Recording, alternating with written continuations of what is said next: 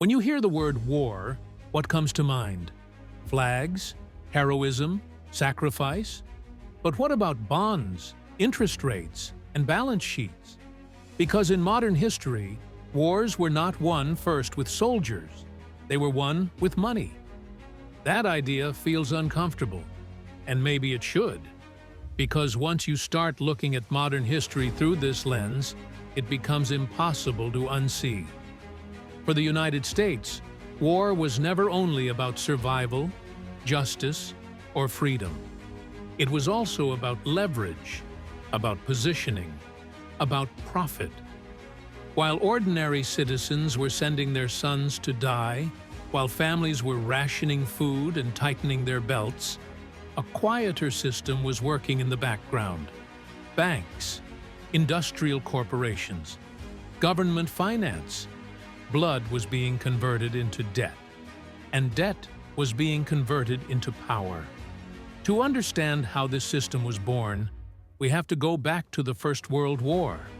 When the war erupted in 1914, the United States was not yet fighting, but that did not mean it was neutral. Europe was tearing itself apart. Britain, France, Germany, Austria, Hungary, entire nations bleeding men and money at a scale never seen before. Millions of soldiers marched to the front. Artillery shells were fired by the tens of millions, and the bills grew faster than any treasury could handle. That financial pressure created an opening, and American banks saw it. Wall Street, led by powerful houses like J.P. Morgan, stepped in as the lender of last resort for the Allied powers. Morgan alone arranged massive loans for Britain and France and acted as their main purchasing agent. American wheat, American steel, American coal, American weapons. All of it crossed the Atlantic, and none of it was free. Every shipment came with interest. Every deal came with obligation.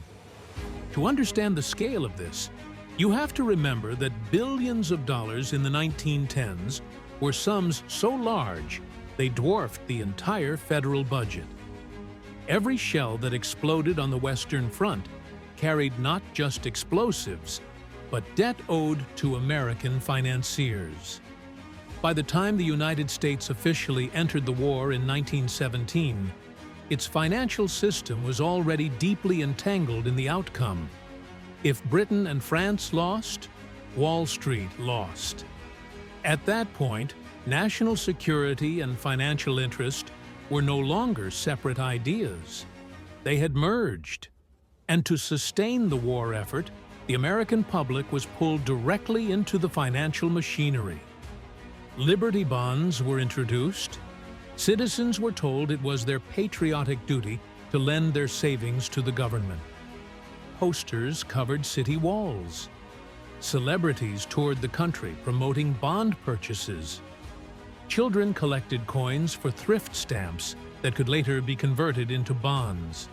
For the first time in history, an entire population was financially mobilized for war. Not just emotionally, not just symbolically, but materially. Ordinary Americans became creditors of the state. And this is where the darker truth emerges. While small savers lent a few dollars, the real beneficiaries sat at the top. Factories expanded at record speed. Industrial profits surged. And banking power over governments reached levels never seen before. More importantly, a precedent was set. War no longer had to be financed solely through taxes or gold. It could be funded through public debt, sold to citizens, underwritten by private finance, and guaranteed by the state. That financial architecture would not disappear. It would evolve, and it would define the next century. The Second World War did not break this system. It perfected it. Once again, Europe collapsed into chaos. And once again, American industry surged to fill the gap. President Roosevelt declared that the United States would become the arsenal of democracy. Factories ran day and night. Ships, planes, tanks, and ammunition poured off assembly lines at a scale the world had never witnessed. But the real transformation was financial. The U.S. Treasury issued massive amounts of war bonds. The Federal Reserve supported them. And once again, ordinary citizens were told that saving and investing in government debt was an act of patriotism. More than 85 million Americans bought war bonds, raising over $185 billion. That amount covered more than half the total cost of the war. The formula was now clear. Turn sacrifice into investment. Turn citizens into lenders of last resort. Meanwhile, corporations like Boeing, General Motors, and Ford shifted into military production under guaranteed contracts. The government assumed the risk, the factories delivered, and shareholders collected the rewards. And during this process, something fundamental changed. Money began to separate from gold. By the end of the war, the dollar was no longer just a claim on metal. It was a claim backed by American industrial output, by state authority, and by unmatched military power. In 1944, the Bretton Woods Agreement formalized this reality. The dollar became the world's reserve currency. Europe was devastated. America emerged as the financial center of the world. But the war economy did not disappear. It became permanent. During the Cold War, military spending turned into a structural feature of the American economy. Entire industries depended on defense budgets. Economists justified it as military Keynesianism, the idea that war spending could stabilize growth. By the time of Vietnam, the system was fully embedded. The war failed militarily, but financially it succeeded.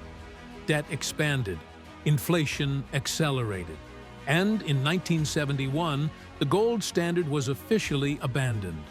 Money was no longer backed by metal, it was backed by power. Oil markets, the Middle East, the petrodollar system. Then came the Gulf War, then September 11th, then the War on Terror. Trillions of dollars were spent.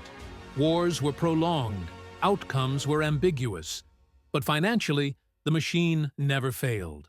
Contracts were fulfilled, loans were serviced, interest kept compounding. And that is the hidden irony of modern warfare. America rarely wins these wars in the traditional sense, but from a financial perspective, they never lose. Today, the inflation you feel, the taxes you pay, the debt you live under are all connected to this system. Wars are not only fought on battlefields, they are fought in balance sheets, in currency systems, and in your cost of living. Real financial education is not about budgeting tips. It is about understanding how power and money are intertwined. So the next time you hear words like freedom, security, or intervention, ask a different question. Who profits? Because if you don't understand the system, it will keep running, with or without you. If this story gave you a new perspective, hit subscribe. History doesn't just tell us what happened, it shows us what we're still paying for.